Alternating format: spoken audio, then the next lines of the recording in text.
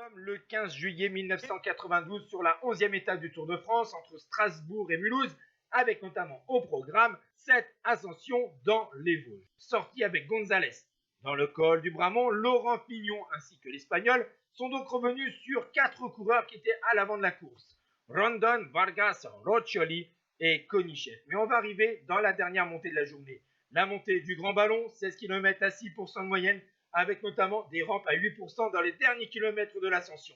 Et Laurent Fignon va profiter de cette dernière montée pour imposer un tempo élevé et distancer un par un ses compagnons de fugue. Derrière, il y a la descente sur la Grande Plaine d'Alsace et encore 30 km de plat pour rejoindre Mulhouse. Derrière le coureur français de la Gatorade, il y a 6 coureurs en compte derrière Laurent Fignon. Donc, il y a Dufaux, Delgado, Elie, Leblanc, Konichev, ancien compagnon de Fignon dans l'échappée, et le Danois Pedersen.